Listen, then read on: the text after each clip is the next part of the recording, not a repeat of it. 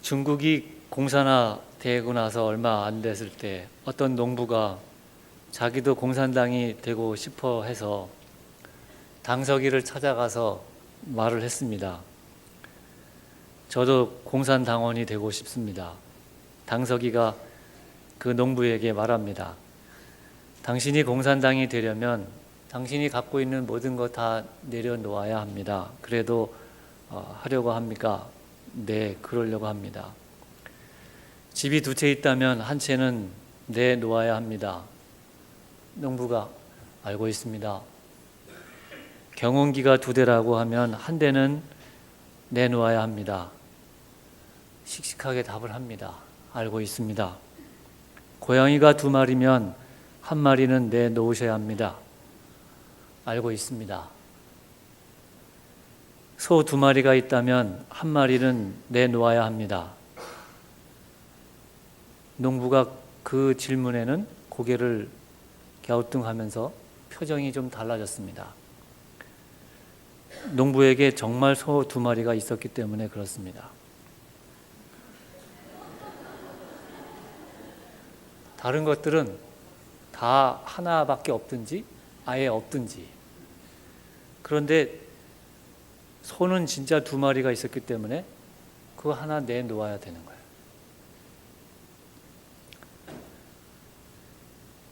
우리가 믿음 생활하면서 우리의 삶 전체를 하나님 앞에 드린다고 하는데, 그거 찬송을 부르면서 정말 감격에 겨워갖고 왕이신 나의 하나님, 내 모든 것을 주님 앞에 다 내드립니다.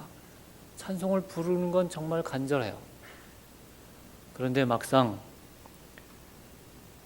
11조를 드린다, 감사헌금을 드린다, 식당에 가서 봉사 좀 하루 몇 시간 좀 하세요, 이런 얘기가 나오면 그거는 부담스러워요. 실제적인 것이기 때문에 삶을 드리는 일에는 부담이 안 되는데, 실제로 내가 갖고 있는 것 중에서 드려야 된다고 그러면 그건 부담으로 다가오게 됩니다. 우리 눈앞에 닥쳐 있는 일이죠. 내 눈앞에 있는 거예요. 그것들은 이거를 제대로 다루지 않으면 정말 중요하고 우리에게 꼭 있어야 될 것들을 얻을 기회를 놓치게 될 수 있음을 기억해야 됩니다.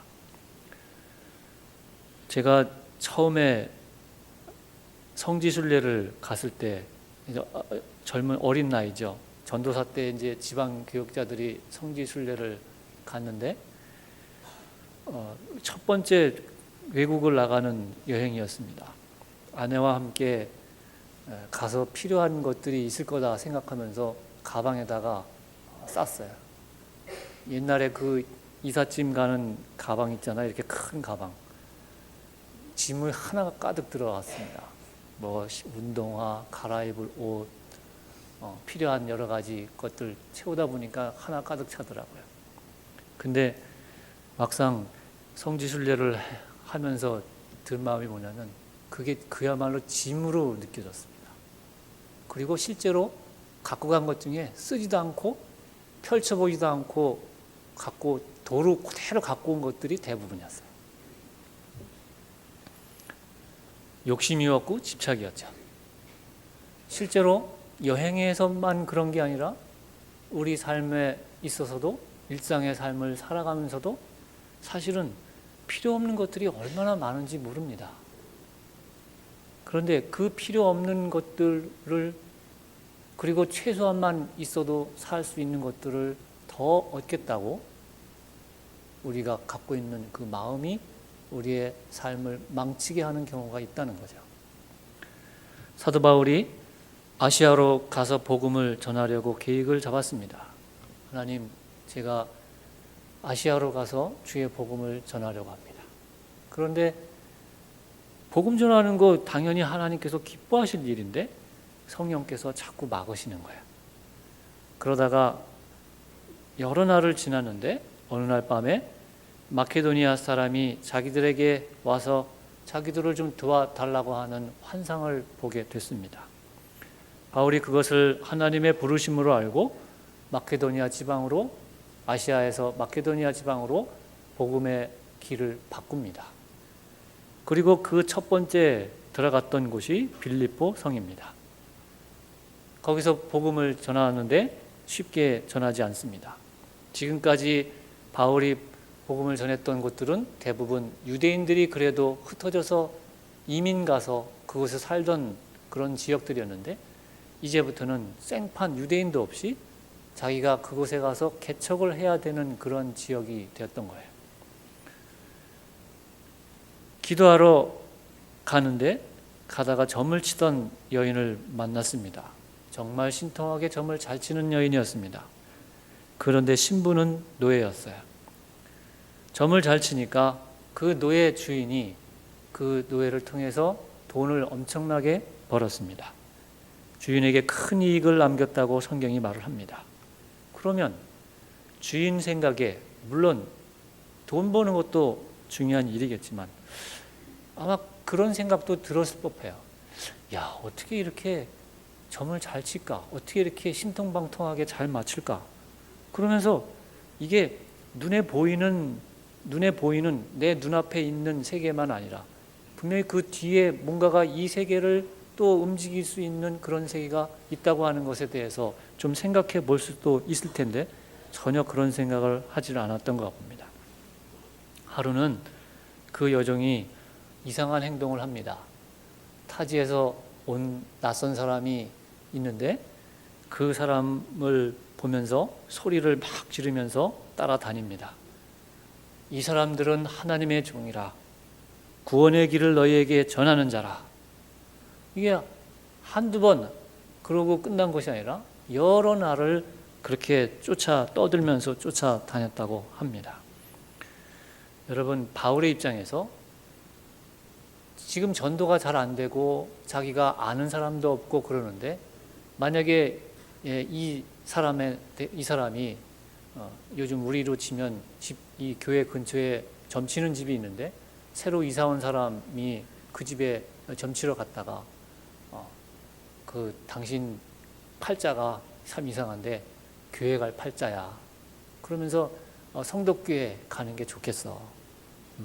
거기 최영석 목사님이라고 그 영적으로 충만하신 목사님이 계신데 아주 훌륭하신 분이야. 이렇게 만약에 소개하고 그런다면 얼마나 금방 교회가 부흥될 것 같고 그렇게 될 수도 있잖아요. 그런 비슷한 상황인데, 목사 영험하다고 그런 얘기를 듣고 그런 상황인데, 이게 바울이 그 얘기를 들으면서 괴로워했다고 그랬습니다. 기뻐한 게 아니라 괴로워했어요. 여러분, 귀신이 바울을 향해서 지극히 높으신 하나님의 종이라고 한 그 말 자체는 맞지만 귀신이 하나님을 믿기 때문에 한 말은 아니라는 거예요. 여러분, 신앙생활 하겠다고 교회에 와서도 하나님이 어떤 분이신지에 대해서 누구나 다 배울 수 있습니다.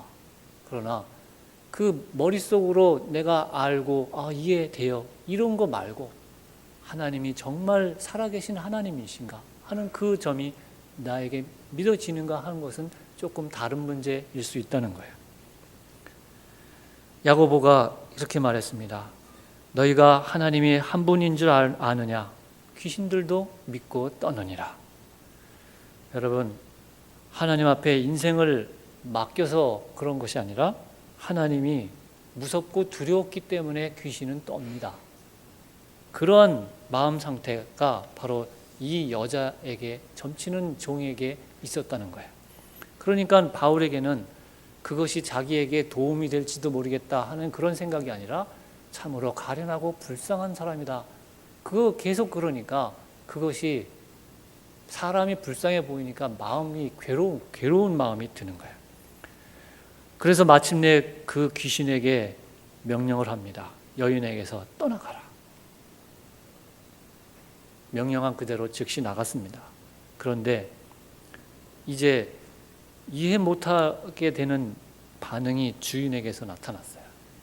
그러면 그 점을 잘 치던 자기 종이 하나님을 믿는다는 사람의 그 귀신이 떠나가게 한 그 명령을 듣고 정신을 올바로 차렸으면 그러면 야, 이것 봐라, 하나님이 정말 지극히 높으신 하나님인가 보다. 아, 저 사람이 정말 그 하나님의 말씀을 갖고 있는 귀한 종인가 보다. 이런 생각을 가질 법도 한데, 주인의 마음속에 먼저 든 생각은 어렵쇼? 내 돈 괴짝이 없어졌네? 내 돈벌이를 해주는 종이 이제는 돈벌이를 못 해주겠구나? 이런 마음이 든 거예요.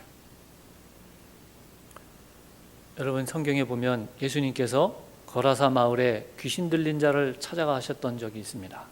군대 귀신 들린 자였죠. 우리 요즘식으로 하면 그 사람 안에 6,000명 정도나 되는 귀신의 종류가 들어있었다는 거예요. 엄청난 능력을 소유하게 됐습니다. 온몸을 상하게 하고 자기 옷을 찢고 무덤 사이에 살면서 큰 소리로 밤낮 부르짖으면서 사람들이 괴로우니까 쇠고랑도 채워보고 사슬로도 묶어보고 그랬지만 엄청난 힘으로 그런 것들까지도 다 이렇게 부숴버리고 마음대로 자기 마음대로 다니면서 사람들을 괴롭혔습니다. 그러니까 그거 보는 것조차도 사람들이 두려워했죠. 주님이 그에게 다가갔습니다. 그러자 귀신이 하나님의 아들인 것을 알아채고 떱니다. 그리고 주님 앞에 요청을 합니다. 제발 이 마을에서 쫓아내지 말고 저기 보이는 저 돼지떼에게로 저를 보내주십시오. 주님께서 허락하셨습니다. 그런데 그 순간 돼지떼에게로 들어간 그 귀신이 돼지떼를 물로 이끌어가서, 절벽으로 이끌어가서 그 돼지떼가 몰살당하게 됐습니다. 주인이 왔어요. 귀신 들렸던, 자기들이 그렇게 무서워하고 가까이 가기도 싫어하고 사람들을 괴롭혔던 그 귀신 들렸던 사람이 예수님 앞에 이제는 옷을 입고 얌전하게 앉아 있었습니다. 또 한 가지, 그 마을에 돼지 2,000마리가 사라졌어요. 사람들이 와서 간청합니다. 제발 우리 마을에서 떠나주세요.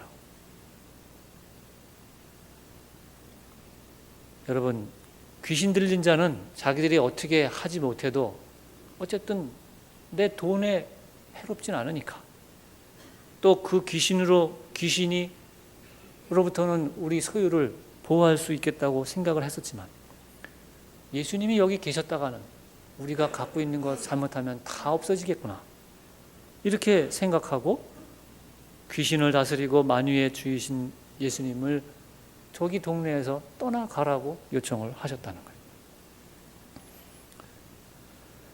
점치는 여종이 증거하던 대로 사도 바울은 정말 지극히 높으신 하나님의 종이 맞았습니다.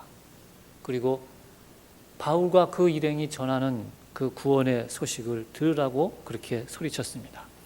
그러면 야, 누군데 귀신까지도 쫓아낼 수 있는 능력을 가졌는가 궁금해서라도 바울이 전하는 복음, 바울이 전하는 하나님의 그 소리를 들어보겠다고 한번 관심을 기울일 만도 한데, 이 주인은 관심이 그냥 내 돈벌이가 사라졌다 하는 것에만 관심을 가졌다는 거예요. 경찰서로 끌고 갔습니다. 고소를 했습니다. 그리고 고소 제목을 댑니다.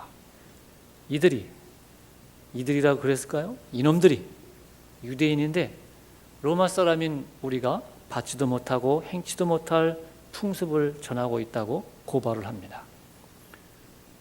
자기뿐만 아니라 사람들이, 주변에 있는 자기 같은 로마 동네 사람들이 충분히 같이 화를 낼 수 있도록 만든 아주 치졸한 모략이었던 거죠. 주인은 영적인 문제에는 전혀 관심이 없었고 오직 당장 하루하루 자기 돈 꾀짝에 들어오는 그 돈에만 관심했는데, 그 돈 때문에 내가 이 사람을 고발한다고 그러질 않고 자기들의 풍습, 그 당시에 풍습이라고 하는 것은 다 제사 드리는 풍습, 그것과 관련된 것들입니다. 영적인 것이라고 나름대로 아주 수준 높은 것 같은 것에 관심을 갖고 있다고 그렇게 핑계를 대고 있는 거죠. 여러분, 노예를 부리는 종 정도면 사실은 그 노예가 돈 버는 것이 없어도 먹고 살 길은 충분히 있을 겁니다. 그거 아니어도 먹고 살아요.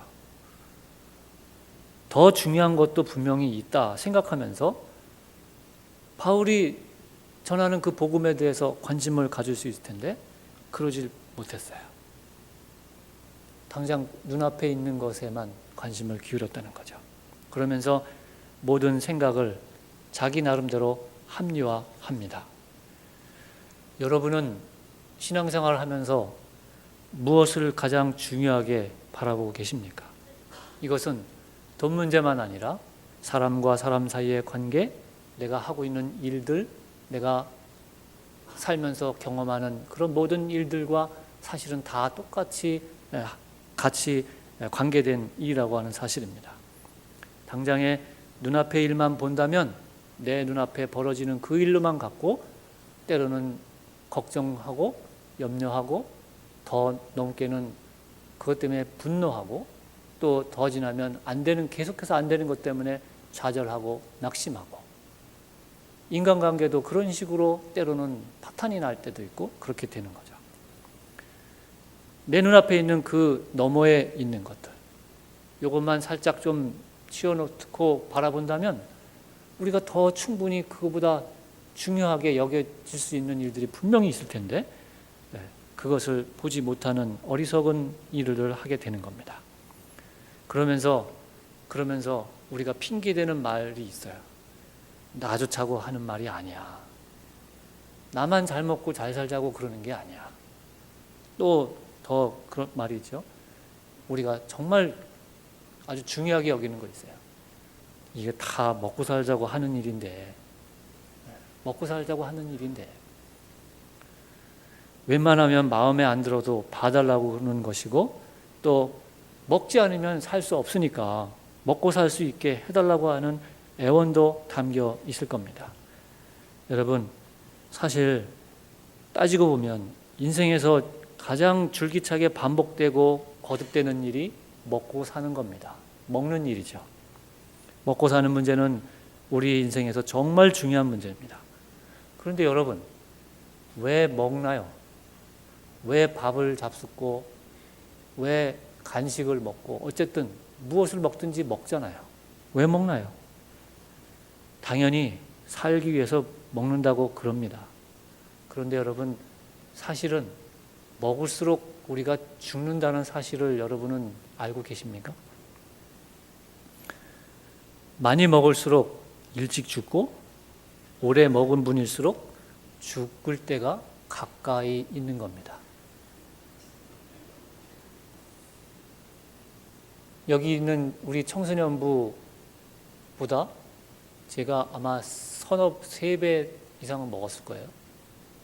나이를 먹었다는 얘기는 먹을 걸 많이 먹었다는 얘기죠. 그러면 뭐 날 때는 순서가 있어도 갈 때는 순서가 없다고 일반적으로 그렇게 진리는 있지만 그러나 평균적으로 우리가 정상적인 그런 과정을 사람들이 살아간다고 생각할 때 적게 먹은 쟤네들이 먼저 죽을까요? 많이 먹은 제가 먼저 죽을까요? 어리석은 질문이죠.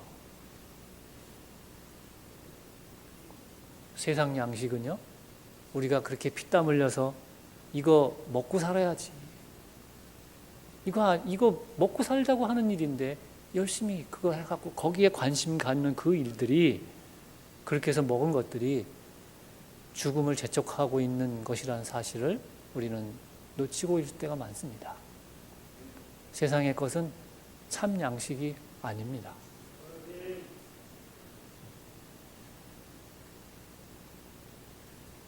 어렵고 궁지에 몰릴수록 정말 중요하게 여길 것을 중요하게 여기고 있는지 그거 확인하는 거예요.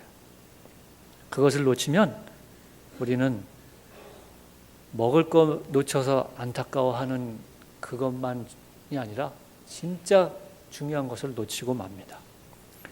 우리 눈앞에 닥친 힘든 일에 시야를 가리면 그렇게 됩니다. 이 점치는 여정의 주인의 문제는 먹고 마시는 일 때문에 바로 참된 생명, 죽을 양식이 아니라 참된 양식을 얻을 수 있는 기회를 놓쳤다는 겁니다. 바울의 말을 들으면서 구원을 얻을 기회를 얻지도 못하고 단지 자기의 지금 먹어야 될 것들을 더 얻겠다고 하는 것이 끊어졌다는 사실에만 집착을 했던 거죠. 사도 바울은 어땠나요? 하나님께서 아시아로 가려고 하는, 복음 전하려고 하는, 이게 주님 앞에 합당한 것이라고 생각하는 그 좋은 뜻도 하나님께서 막으셔갖고 마케도니아 쪽으로, 빌립보 쪽으로 방향을 바꿨습니다. 그리고 기도를 하러 갔습니다. 그리고 귀신에게 속했던 여자를 자유케 한 일을 하나님의 능력으로 행했습니다. 그런데 결과가 고소를 당하고 매를 맞고 감옥에 갇히는 고생이 시작된 거예요. 억울하잖아요. 나는 하나님의 계획, 하나님을 위해서 이렇게 하려던 것까지 포기하고 이곳으로 오도록 그렇게 이끌어 놓으셨고, 그러면 하나님이 이끄셨으면 여기 와서 잘 풀려야지. 하나님 앞에 서운하고 이게 도대체 무슨 일이야 도대체, 이렇게 항의할 수 있는 걸 수도 있어요. 그러나 사도 바울은 눈앞에 자기가 닥쳐 있는 그 일로 하나님을 놓치지 않았습니다. 하나님의 인도를 끝까지 놓치지 않고 주의 뜻을 깨달았으니 감옥에 갇혔지만 감사와 찬송을 합니다. 그러더니 지진이 나서 자기들이 묶였던 것들이 다 풀어졌습니다. 본문에 읽지 않았지만 본문 뒤쪽에, 그러면 야, 하나님이 내 억울한 것을 알아주셨구나 하면서 빨리 몸을 피해야 되는데 몸을 피하지 않았어요. 이상하네. 갇히지 않을 일을 하나님이 갇히게 하셔놓고 또 풀어놓으셔놓고, 그러면 왜 주님이 무슨 일을 하시려고 이렇게 하시는 건가? 계속해서 그는 주님을 바라봤습니다. 그러다가 간수가 죽으려던 것을 멈추게 하고, 그리고 그 간수에게 하나님의 복음을 전하고 그 간수의 가정이 구원 얻는 역사가 나타납니다. 빌립보 교회의 개척 신도가 또 생긴 거죠. 신앙생활이 뭐라고 생각하십니까? 물론 우리가 하나님 앞에 나와서 우리가 갖고 있는 그 문제를 하나님 해결해 주세요. 병을 낫게 해주세요. 가정이 평안하게 해주세요. 중요하죠. 먹고 살게 해주세요. 그러나 또 하나는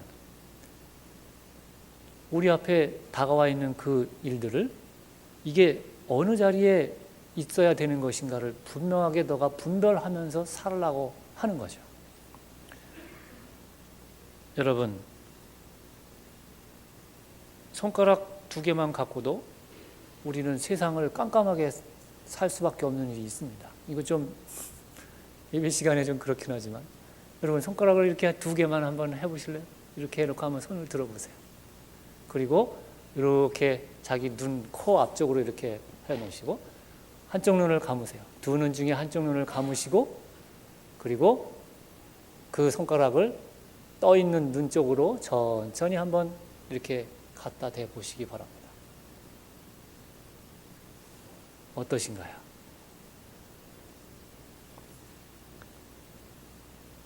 이 작은 손가락 2개만 갖고도 깜깜합니다. 앞이 보이지 않습니다. 요한복음 1장에 보면 이런 말씀이 있습니다.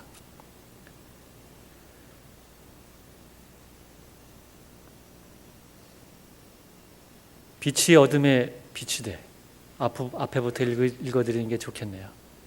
태초에 말씀이 계시니라. 이 말씀이 하나님과 함께 계셨으니 이 말씀은 곧 하나님이시니라.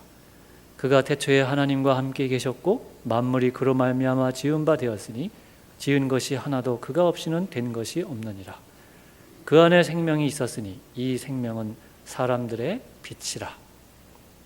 빛이 어두움에 비치되 어둠이 깨닫지 못하더라. 사람은 어둠에 속해 있는 세상에 삽니다. 사람 속에는 아직 주님의 빛으로 밝혀지지 않은 어둠이 있습니다. 예수 믿었어도 그렇습니다. 주님의 빛이 비춰지면, 예수 그리스도가 우리 심령 가운데 임재하시면, 우리 심령 가운데 주님이 들어오시면 우리가 구원을 받고 우리 속에 불이 켜졌습니다. 그러면 우리 속에 있는 어둠과 빛이 갈라지는 거예요. 어둠과 빛이 갈라지면 사람이 구분을 해요. 어떤 게 어둠의 일인지, 어떤 게 밝은 일인지, 어떤 게 내 눈앞에 있다고 해서 이게 중요한 일인지, 눈앞에 보이지 않지만 그 뒤에 더 중요한 게 있는지.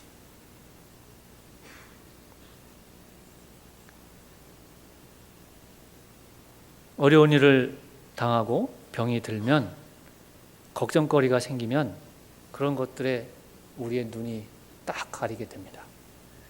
문제가 생겼을 때 믿음의 사람들이 해야 할 일은, 예수 그리스도를 마음에 품은 사람들, 그 안에 빛을 가진 사람들은 그것을 끌어내리는 일을 하셔야 돼요. 그 끌어내리는 일이 주님을 바라보는 일입니다. 빛을 더 밝히 내 안에 모셔드리는 일입니다. 내 안이 밝아질수록 어둠은 사라지고, 그리고 구분을 쉽게 할 수 있게 될 겁니다. 언제나 주님을 바라보라는 말의 의미가 그렇습니다. 그러면 이 가려졌던 문제, 그 뒤에 있었던 하나님의 인도하심, 하나님의 은혜, 하나님이 주시는 참 양식, 우리가 세상 살면서 정말 진짜 있어야 될 것들, 그런 것들을 공급하시는 하나님의 손길을 여러분이 경험하실 겁니다. 가려진 일로 인생이 끝났다고 생각하지 마십시오. 그것들을 다 끌어내리시고 주님의 비추심을, 주님의 인도하심을 간절히 구하시기 바랍니다. 그러면 살 길이 생깁니다. 기도하겠습니다.